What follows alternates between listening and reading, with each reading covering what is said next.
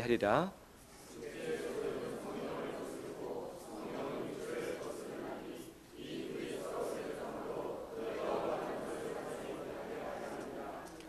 너희가 만일 성령의 인도하시는 바가 되면 율법 아래에 있지 아니하리라.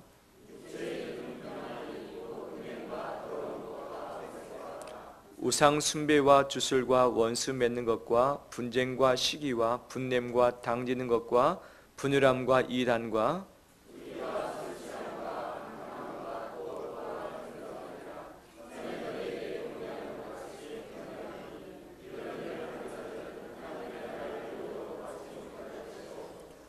오직 성령의 열매는 사랑과 희락과 화평과 오래 참음과 자비와 양성과 충성과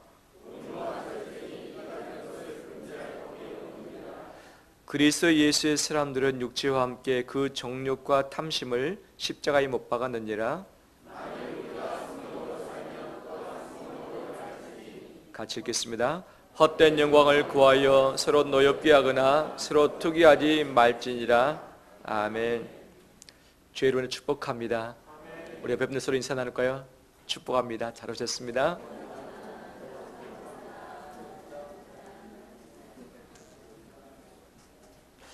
우리 시온 찬양대 평강을 찬양했는데 우리 안에 평강이 가득하신가요? 혹시 없으신가요? 평안을 유지하길 원하지만 이게 점처럼 쉽지는 않습니다.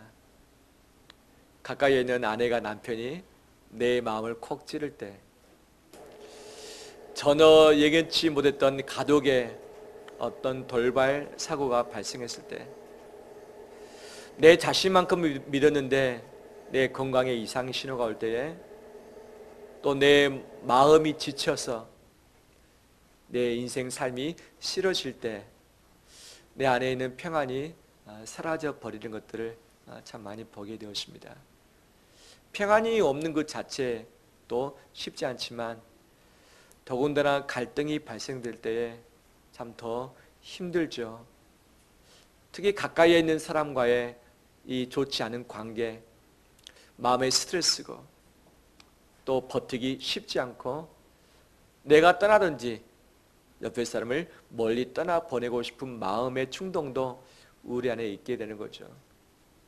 상대방을 좀 바꿈으로 이 갈등을 풀어보고자 내가 잔소리를 하지만 잔소리가 잘 먹히지 않습니다. 우리 연세 드신 어르신일수록 잘 아시죠?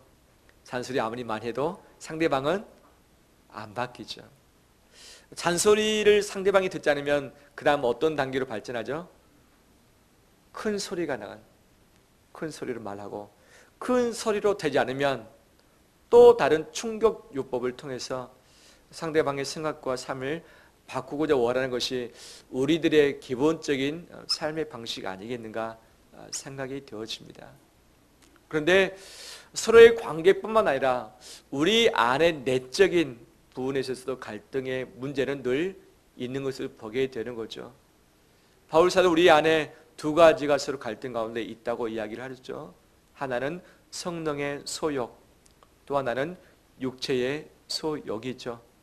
성령이 원하시는 부분과 그 다음에 내 죄성이 있는 육신이 원하는 것과의 서로 다툼이 있고 갈등이 있어서 내가 쉽지 않다는 것을 바울 사도는 우리에게 이야기를 해주고 있습니다.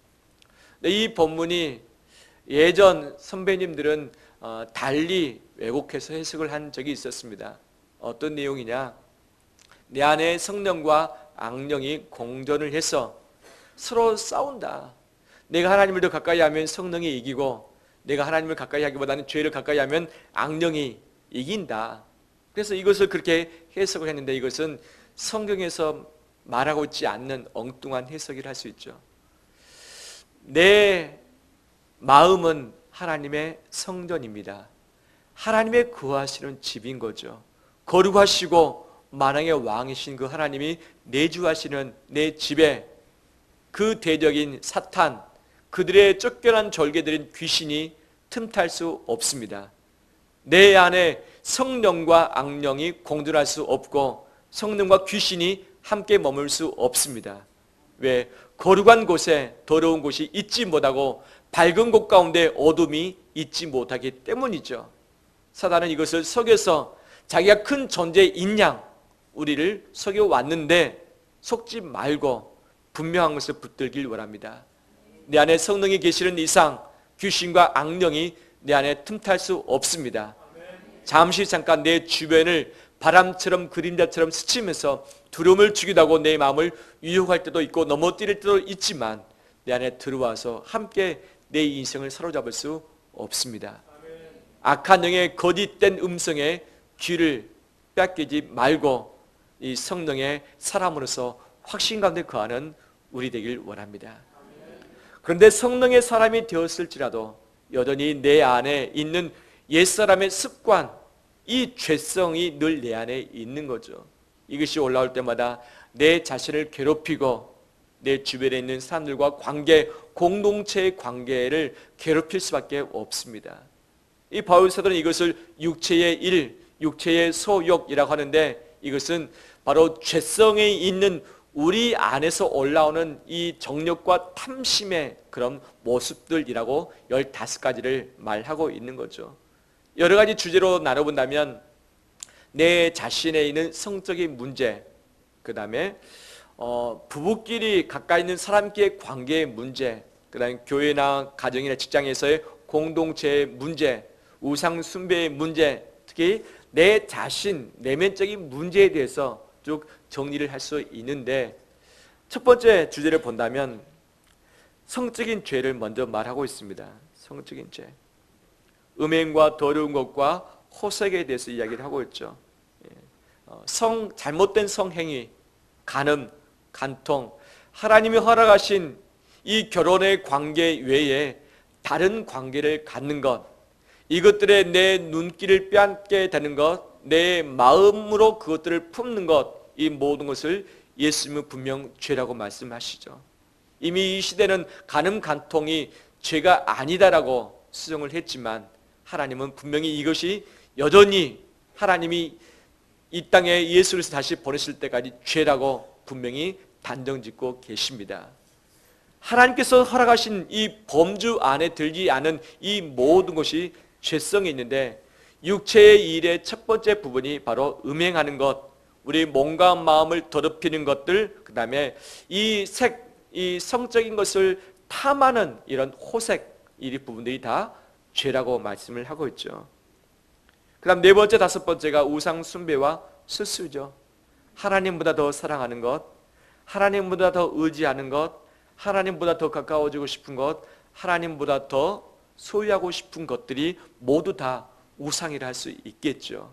그래서 우리나라 사람 같은 경우는 이 부동산에 대한 부분, 이 돈에 대한 부분과 그 다음에 자식에 대한 부분이 우리 마음의 우상으로 자리 잡고 있는 경우가 참으로 많이 있습니다. 즉 내가 믿음으로 살아야 될 텐데 이 돈과 결부된 내 재산과 결부된 문제가 있게 되면 이 내 믿음을 슬그머니 감춰버리는 것, 내 자식의 문제가 발생했을 때 분명 믿음으로 신앙으로 극복을 해내야 될 텐데 바로 신앙보다 믿음보다 내가 주님을 섬기는 것보다도 자식을 우선하는 것이 바로 앞설 때에 이것이 자식이 이 재산이 돈이 우상이 될 가능성이 참 많이 있는 거죠. 이것뿐만 아니라 내 마음을 끌고 있는 것들, 내 시선을 빼앗는 것들이 우상인데 바로 이 부분이 죄라고 말씀을 하고 있고, 수수 역시 마찬가지죠. 수수는 마법, 요술 또는 중독의 의미가 있는데 쉽게 말한다면 내 인생의 앞길을 찾기 위해서 무당을 찾는 것, 이것이 수수 중에 하나이고, 신의 뜻이 무엇인지 점치기 위해서 요술과 마술, 어떤 술법을 행하는 이 모든 행위가 다 죄라는 것을 이야기를 하고 있죠. 내 인생의 앞길이 막막하기 때문에 무당 찾아가지 않으시죠? 오늘의 일진이 어떤지 확인하기 위해서 신문이나 매스컴에 오늘의 운세 자주 보지 않으시죠? 어떻습니까? 이 모든 것들이 하나님의 다른 것들을 의지하고 찾는 것을 죄라고 말씀을 하고 있죠. 또 이웃과의 관계에 있어서 죄도 있습니다. 원수 맺는 것, 분쟁, 시기, 분냄을 말하고 있는데 이 악한 마음을 가지고 서로 원수된 것을 풀지 않는 거죠. 용서하고 풀어줘야 되는데 내 마음에서 미워하는 마음, 분내는 마음이 여전히 있어서 상대방을 풀어주지 않고 계속해서 묶어두고 있는 상태, 평행선을 달리고 있는 상태, 이 등을 돌리고 있는 상태, 서로 가까이 가지 않는 그 상태를 이야기를 한다 할 수 있겠죠. 서로 시기하고 서로 내가 화를 내고 이 화를 가지고서 상대방을 정죄하고 상대방을 판단하고 상대방을 밑으로 내려서 밟고 싶은 이 모든 행위가 여기에 해당된다고 할 수 있겠죠. 뿐만 아니라 이것이 더 발전되면 공동체에 위험이 있게 되는데, 가정이나 교회나 직장에서의 또 이 친지 관계에 있어서의 분쟁들이 있게 되는 거죠. 그래서 당 짓는 것, 분열함, 이단, 투기가 이에 포함된다 할 수 있겠습니다. 나 혼자 싸워보다 안 되면 누구를 만드느냐? 내 편을 만든 거죠. 그래서 내 생각, 내 방식을 가지고 상대방에게 말을 해서 상대방의 생각이 나를 지지하도록 해줘서 내 편 만들어서 함께 팀을 모아서 내가 원치 않는 그 사람을 밀어내든지 코너에 몰든지 아니면 죄인으로 만드는 것, 좋지보다 나쁜 사람 만들어내는 것, 이 모든 것이 당 짓는 것, 분열, 투기, 이단이라 할 수 있겠죠. 관계에 있어서, 이권 다툼에 있어서, 또는 이 하나님의 진리의 말씀에 있어서 바로 내 편을 만들어서 상대편과의 이 골을 깊게 만드는 것도 다 육체의 일, 죄라고 말씀을 하고 있습니다. 또한 술 취함과 방탕함도 죄라고 말씀을 하고 있죠. 술 취함, 성경에서 술을 먹어라 먹지 말라 했느냐? 술 취하지 말라고 했다. 한두 잔의 술은 괜찮지 않느냐라고 말하는 경우도 있습니다. 하지만 이것을 성경에서 술 먹는 그 자체를 죄라고 한 내용은 나오고 있지 않지만, 술을 왜 먹는지, 술 먹은 이후에 우리의 행동이 어떤지에 따라서 그것이 분명히 죄로 밝혀지는 부분은 상당수 있는 것들을 보게 되십니다. 하나님께서 내게 주신 의지와 내 지식과 감정을 통치하면서 다스리면서 바른 길을 선택하고 바른 관계를 풀어내야 될 텐데, 이것으로 하기보다는 술 기운에 의해서 풀길 원하고, 술 기운에 잊어버리길 원하고, 술 기운을 가지고서 말하길 원하고, 술 기운을 의지해서 상대방을 공격하길 원하는 이 모든 방식들, 주님을 의지하기보다는 또 다른 주님을 의지해서 이것을 풀길 원하는 것이 다 술 취함의 행동들인데, 이것이 다 죄라고 말하고 있는 거죠. 더 나가면 방탕함이 나오죠. 환락과 술잔치, 술주정, 흥청거리며 노는 것, 내 마음대로, 내 마음 내킨 대로 내가 시간 생하고 돈 생하고 내 몸을 함부로 사용해내는 것, 내 인생을 내 마음껏 한 번 사는 인생인데 내가 하고 싶은 거 다 해보자 라는 이 모든 것이 방탕함이라 할 수 있겠죠.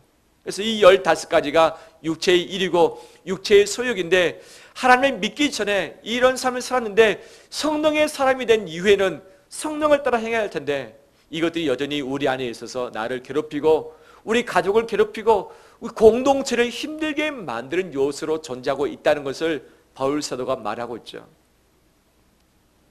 그러면 이 15가지 범주가 있는데, 이것에서부터 나는 떳떳하다, 나는 자유하다 라고 하신 분 있습니까?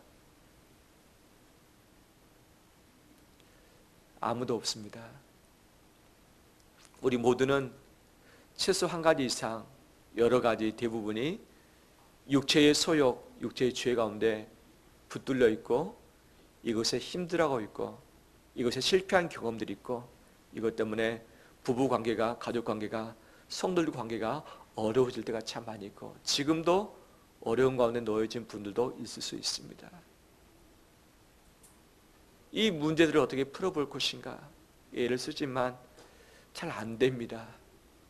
넘어졌던 것이 또 넘어지고, 싸웠던 부분이 또 싸우게 되어지고, 내 아킬레스건을 너무나도 내 자신이 알고 있고 잘 알고 있고 상대방도 잘 알고 있습니다.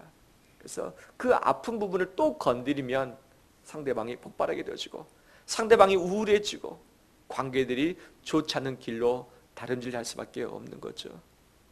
이런 문제의 고민과 고통들을 끌어안고 살아가는 것이 우리 삶이지인데, 이것을 어떻게 풀어볼 것인가? 어떻게 풀어볼 것인가? 이것이 우리가 가져야 할 과제인 거죠. 근데 바울사는 육체의 일, 이 15가지를 말하는 반면에 성령의 열매 9가지를 말씀도 하고 있습니다. 성령의 열매, 이 열매라는 단어는 헬라어로 보면 단수 명사로 나오고 있습니다. 열매가 여러 가지, 이 포도송이처럼 주렁주렁 달린 그 열매라기보다는 하나의 열매라는 거죠. 하나의 열매. 그런데 보는 각도에 따라서 그 다음에 현장에 따라서 이것이 달리 보여질 뿐이지 이 모든 것은 하나다. 그 대표적인 것이 무엇이다? 사랑이라는 거죠. 사랑. 사랑의 여러 가지 다양한 모습들이 이렇게 비춰지고 있는데 이것들이 바로 성령의 열매다라고 하는 거죠. 첫 번째가 무엇이죠? 사랑이죠. 아가페의 사랑이죠. 아가페 사랑. 이 아가페 사랑이 예수 그리스도께서 원하시는 사랑이고 무조건적인 사랑인데 어떤 사랑인가? 상대방의 관계없이 내가 덮어놓고 사랑하는 것이 아가페의 사랑이다. 우리는 사랑할 때 상대방이 내게 용서를 구하면 나도 용서해 주겠다. 상대방이 나를 사랑해 주면 나도 존중해 주겠다. 상대방이 나를 존중해 주고 존경해 주고 인정해 주면 내가 사랑해 주겠다. 상대방이 풀면 나도 풀겠다. 상대방이 엎드리면 나도 엎드리겠다. 상대방이 못하면 나도 여전히 못하겠다. 상대방이 바뀌지 않으면 나도 바뀌지 않겠다. 상대방이 평행선하면 나도 평행선 가겠다. 이것이 아닌 거죠. 이 모든 조건을 다 덮어두고 내가 사랑해 주겠다. 이것이 아가페의 무조건적인 사랑인 거죠. 근데 상대방을 보면 이 사랑을 할 수 있겠는가? 우리 옆에 사람 얼굴 한번 볼까요? 덮어놓고 사랑할 수 있을 존재입니까? 상대방의 성격 다 있잖아요. 교회 와서는 그런 척, 깨끗한 척, 아무런 일 없는 척 하지만 우리 안에 숨겨진 그 약함들이 다 있지 않습니까? 서로 관계가 또 풀려지지 않은 이 상처의 부분들 남아 있지요. 아직도 정리되지 않은 이 과거의 일들 여전히 있지요. 근데 그 상대방을 볼 때마다 덮어놓고 사랑해 줄 수 있겠는가? 못하죠. 꼴 보기 싫고 쥐어받고 싶고 발로 차버리고 싶고 그냥 내가 교인만 아니라면 내가 예수님 아니라면 이미 딴 사람 됐을 텐데 내가 이것 때문에 내가 참고 지낸다라고 하는 것이 우리에게 그냥 본심이잖아요. 본심. 그런데 상대방을 아무리 본다 할지라도 절대 참을 수 없고 기다릴 수 없고 덮어놓고 사랑해 줄 수 없는 거죠. 대신 나를 덮어놓고 사랑하신 예수 그리스도의 은혜, 그 사랑, 그 십자가를 내가 바라보고 묵상하고 기억한다면 우리는 내 옆에 있는 사람, 내 앞에 있는 사람을 사랑해 줄 수 있습니다.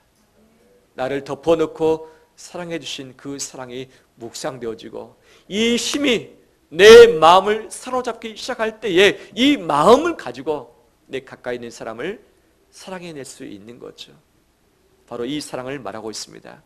두 번째, 희락을 말하고 있죠. 카라, 기쁨인 거죠. 기쁨. 얼굴에 기쁨이 넘쳐서 나뿐만 아니라 옆에 있는 사람을 즐겁게 해주고 옆에 있는 사람을 마음 편하게 해주는 이런 상태가 바로 카라, 기쁨, 희락인 거죠. 옆에 분 얼굴 다시 한번 볼까요? 기쁨이 막 쏟아져 나옵니까? 네, 쉽지 않죠.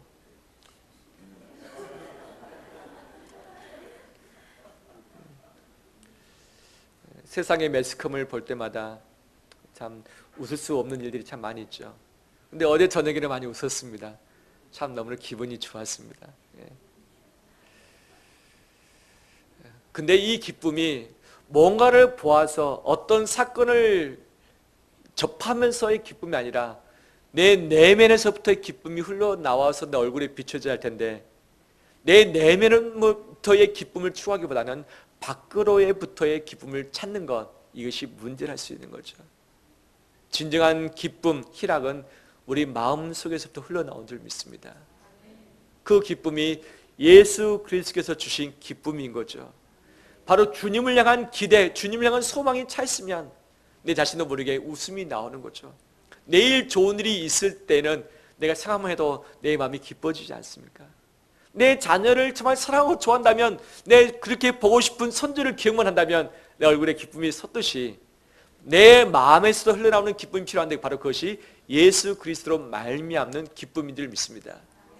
내 꼴보기 싫은 사람, 바로 그 사람을 묵상하고 생각한다면 내 마음의 기쁨은 사라지고 마는 거죠. 세 번째, 화평에 대해서 말하고 있습니다. 에이레네, 구약 단어로는 샬롬 뜻이죠. 내 마음이 평안한 그 상태, 밖에는 전쟁이 있고 공격이 있고 아픔이 있고 단절이 있고 갈등이 있을지라도 내 마음이 흔들리지 않고 바로 평안함을 유지할 수 있는 이것이 바로 화평인데, 바로 이 시원찮은 오른 화평을 찬양하지 않았습니까? 예수 그리스도의 평화, 화평. 근데 화평과 평화는 오직 주님 안에 충만했을 때만 얻을 수 있는 선물입니다.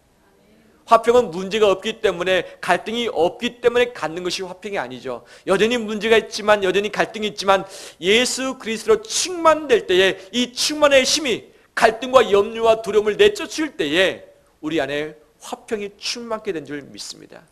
아무리 밖에 어두울지라도 이 공간 안에 불을 켜면 이 공간이 환하게 밝혀지듯이, 아무리 춥고 어둡고 힘든다 할지라도 예수 그리스도의 충만한 빛으로 내 안에 비출 때에 우리 안에 화평을 찾게 될 줄 믿습니다. 또한 네 번째는 오래 참음을 말하고 있습니다. 마크로튀미아, 길이 참고 참는 거죠. 이 고린도전서 13장의 사랑은이라고 말할 때 오래 참고 첫 번째 항목이듯이, 오늘 본문의 성령의 열매 중에서도 오래 참음의 모습이 있다는 것을 이야기를 하고 있죠.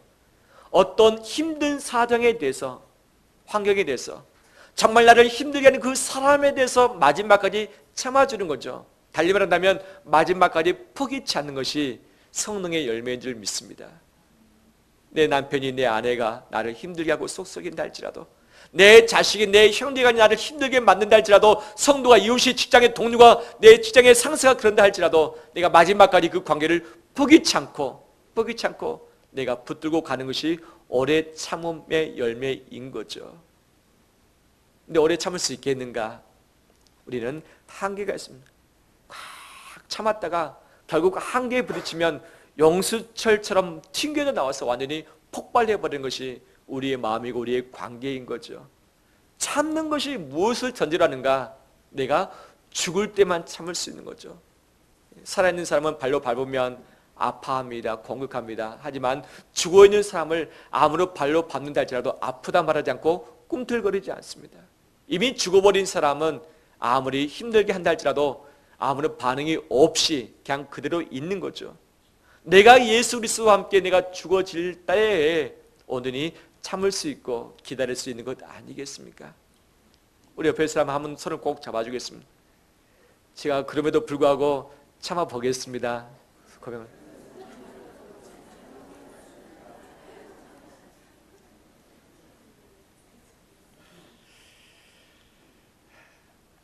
다섯 번째, 자비를 말하고 있습니다. 친절함, 인자함, 너그러움, 상대방이 계속 좋은 것을 주는 이런 친절을 이야기하고 있고요. 여섯 번째, 양선, 착함, 너그러움, 선행. 내가 상대방에게 선행을 행해주는 것, 상대방이 나를 좋은 것을 주지 않는다 할지라도 나는 계속 좋은 것을 줄 수 있는 이런 열매를 말하고 있고요. 그 다음 일곱 번째, 충성이죠. 신앙, 믿음, 확신, 신뢰, 성실, 신실, 진실이라는 단어가 있는데, 어떠한 환경이 온다 할지라도 주님을 향한, 상대방을 향한 내 마음이 변치 않는 상태, 처음과 끝이 동일한 상태를 충성이라 할 수 있는 거죠. 이 갈라디아 지역에 있는 사람들 여러 가지 고난과 박해 가운데 있었습니다. 하지만 교회를 향한, 주님을 향한 그 충성이 바뀌지 아니했는데, 바로 이것을 빗대어서 성령의 열매도 역시 충성이라고 말씀을 하고 있죠. 시대가 바뀌어도, 상황이 바뀌어도, 사람이 바뀌어도 여전히 내게 주신 그 자리를 지키는 것이 충성인 줄 믿습니다. 오늘 오후에 원로장로 추대와 권사 은퇴식이 있습니다. 저는 정말 기쁜 것이 무엇이냐? 본교회에서 은퇴하는 것이 영광인 줄 믿습니다. 왜냐하면 여러 가지 사정이 있습니다. 이사를 통해서, 여러 가지 어려움들을 통해서 떠날 수밖에 없는 상황이 우리 안에 늘 펼쳐지지 않습니다. 하지만 은퇴할 때까지 떠나지 않고 그 자리를 지켰다는 것이, 이것이 영광이고 이것이 충성 그 자체인 거죠. 우리가 선배들의 뒤를 따라서 내가 은퇴할 때까지, 내가 이 세상 떠날 때까지 주님이 부르시는 그 현장, 그 자리를 지켜내는 것, 이 충성을 붙잡길 원합니다. 여덟 번째, 온유를 말하고 있죠. 온순함, 겸손함, 온화함이죠. 내게 힘이 있지만 상대방을 공격하지 않는 것이 온유함이죠. 분명히 상대방을 지어박을 수 있습니다. 상대방을 내쫓을 수 있습니다. 상대방에게 보복할 수 있습니다. 상대방을 찌를 수 있습니다. 하지만 내가 그 사람을 여전히 품어주는 거죠. 힘은 가지고 있지만 이 힘을 상대방에게 사용하지 않는 것, 악하게 사용하지 않는 이것이 온유함이라 할 수 있겠죠. 마지막 9번째, 절제죠. 절제. 내가 하고 싶은 대로 살지 않는 것, 내가 상대방에게 행동하고 싶은 이 내 분노대로 하지 않는 것, 내가 포기하고 싶지만 포기치 않는 것, 이 모든 것을 절제하는 이 자체를 성령의 열매의 모습이라고 말씀하고 있습니다. 우리 안에 이 육체의 소욕과 성령의 소욕, 육체의 일과 성령의 열매가 공존하고 있고, 이것이 서로 뒤죽박죽 갈등하고 있고 힘든 여정 가운데 있다. 이것이 우리 마음 안에 뿐만 아니라 이 가족 안에, 교회 안에, 우리 직장과 우리 사회 가운데 공존하고 있다는 것을 분명히 우리에게 보여주고 있는 거죠. 그럼 이 문제를 어떻게 풀 것인가? 이 문제를 어떻게 이길 수 있을 것인가? 한번 따라서 합니다. 내 안에 답이 없다. 너 안에 답이 없다. 우리 안에 답이 없다. 이것이 정답입니다. 우리 옆에 분들 보고 서로 고백할까요? 너 안에 답이 없다.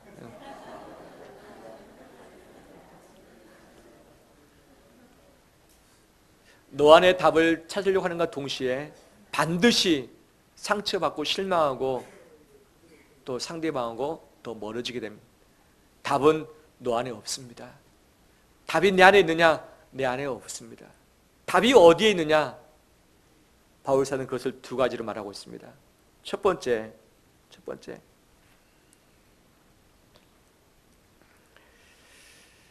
말씀 봅니다. 24절입니다. 24절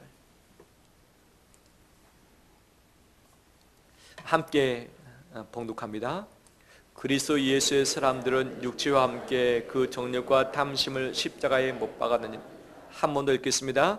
그리스도 예수의 사람들은 육체와 함께 그 정욕과 탐심을 십자가에 못 박았느니라. 아멘. 육체의 소욕, 육체의 일, 내 안에, 너 안에 갈등들이 늘 있습니다. 어떻게 이것을 풀 수 있을 것인가? 우리는 그 문제와 씨름합니다. 내 단점과 씨름합니다. 상대방의 연약함과 씨름합니다. 이것을 보완하기 위해서, 이것을 바꾸기 위해서. 하지만 바뀌어지느냐? 잘 안 바뀝니다. 상대방 정말 안 바뀝니다. 상대방이 바뀌는 노력을 내 자신이 가면 좀 더 나을 수 있겠죠. 하지만 그것도 방법이 아닌 거죠. 오직 내 육신의 모든 것, 내 죄성, 욕심, 탐심, 정욕, 이 모든 것을 십자가에 못 박는 것이 답인 줄 믿습니다. 십자가에 못 박는 것이 답인 줄 믿습니다. 십자가 안에 답이 있는 거죠. 십자가 안에서 답을 찾지 않고 너 안에 내 안에서 답을 찾다 보니까 헤매이고 더 관계가 악화되어지고 답이 없는 미궁수로 빠질 수밖에 없는 거죠. 내 안에 너 안에 답이 없습니다. 우리 십자가의 앞에 나가서 내 죄성, 내 정욕, 내 탐심, 이 모든 더러운 것들을 회개함으로 말미암아서 못 박을 때에 내가 자유있게 될 줄 믿습니다. 못 박는 것은 내가 죽는 것이죠. 죽는 것은 내가 회개하고 내가 죄인임을 고백하는 것이죠. 내가 죄인임을 회개할 때에, 자백할 때에 나를 묶고 있는 육신의 모든 소욕과 이 모든 올무들이 풀어지게 된 줄 믿습니다. 하나님께 용서를 구하기를 합니다. 더 나아가서는 나하고 갈등 가운데 있는 사람에게 내 자존심을 포기하고 내 자신을 부인하고 그 사람 앞에 내가 잘못했다, 나를 용서해달라 라고 고백할 때에 관계를 묶고 있는 모든 올무는 풀어질 줄 믿습니다. 십자가에 못 박는 것만이 내가 사는 길이고 우리 관계를 회복할 수 있는 첫 번째 길인 줄 믿습니다. 내 죄를 인정하는 것이죠. 두 번째 무엇인가? 두 번째 16절, 18절, 25절에서 바울사도 이렇게 말하고 있습니다. 따라서 합니다. 성령을 따라 행하라. 성령의 인도를 받으라. 성령으로 살라. 성령으로 행하라. 이것을 말씀하고 있습니다. 이 공간 안에 불을 다 꺼버리게 되면 어둡습니다. 어둠을 몰아내기 위해서 아무리 애를 쓴다 할지라도 우리는 어둠을 몰아낼 수 없습니다. 그렇지만 이곳에 불을 켜면 어둠은 온데간데 없이 사라지고 마는 거죠. 내 안에는 육신의 일들, 죄악들, 정욕들, 탐심들, 너 안에는 문제들, 이 문제들과 평생 싸워봐야 우리는 절대 이길 수 없습니다. 죄성이 있는 아직도 불완전한 사람이기 때문이죠. 어느 목사님이 인간의 한계에 대해서, 불완전함에 대해서 말씀을 증거를 하고 있었을 때였습니다. 목사님이 물었습니다. 혹시 우리 주변에 완전한 아내 있습니까? 대답이 없었습니다. 두 번째, 혹시 우리 주변에, 우리 가운데 완전한 남편이 있습니까? 물었습니다. 대답이 없는 것이 마땅하지 않습니다. 근데 어떤 남자 성도 2명이 손을 번쩍 들었습니다. 깜짝 놀랐습니다. 손을 안 드는 것이 정답이거든요. 물었습니다. 어떤 남편이 완벽합니까? 라고 물었을 때 그 남성이 한 명이 하는 말이 뭐냐면, 내 아내에게 들었다. 나는 아직 보지 못했다. 바로 앞집에 있는 누구누구 아빠, 누구 남편이 완벽하다고 들었다. 뭐든지 잘하고 사랑해주고 막 맛있는 거 사주고 돈도 많이 벌어다주고 완벽하다고 들었다. 나는 아직 보지가 없는데 내 앞집에 있는 그 남편이 완벽하다더라. 또 한쪽에는 남성이 물었습니다. 누가 완벽한 남편입니까? 라고 했는데 바로 그분 하기를, 그분은 사정이 있어서 이혼을 했습니다. 또 아내도, 현재 살고 있는 아내도 사정이 있어서 이혼해서 새롭게 출발했습니다. 근데 내 아내에게 들었는데 전 남편이 완벽하다고 들었습니다. 늘 나하고 비교를 하는데 내가 그 남편 한번 만나봤으면 좋겠습니다. 전 남편 이야기를 했다는 거예요. 완벽한 사람은 없지요. 늘 완벽해 보이는 그 사람하고 비교하면서 나를 힘들게 하고 너를 힘들게 하는 것이 우리 아니겠습니까? 다 그럴싸하게 보여도 숨겨진 죄가 있고 고통이 있고 다 부족함이 다 있는 거죠. 내 안에 답은 없습니다. 그 사람과 평생 씨름해봐야 우리는 이길 수 없습니다. 오직 성령을 따라 행할 때에, 성령의 인도를 받을 때에, 성령의 소욕을 쫓을 때에 우리는 내 육신의 문제, 너 안에 있는 육신의 문제를 극복하게 될 줄 믿습니다. 이것들 안에 답을 찾는 것이 아니라 성령을 따라 행할 때에, 성령을 붙잡을 때에, 그분을 충만할 때에, 그분이 내게 말씀하신 대로 순복하며 나갈 때에 내 안에 문제를 이길 수 있고 우리 관계의 문제를 극복할 수 있게 된 줄 믿습니다. 바로 우리의 모든 문제의 답은 십자가 안에 있고 성령 안에 있습니다. 이것을 붙들고 나감으로 말미암아서 승리해 나가는 우리 되시길 주의 이름으로 축원합니다. 우리 함께 찬양할까요?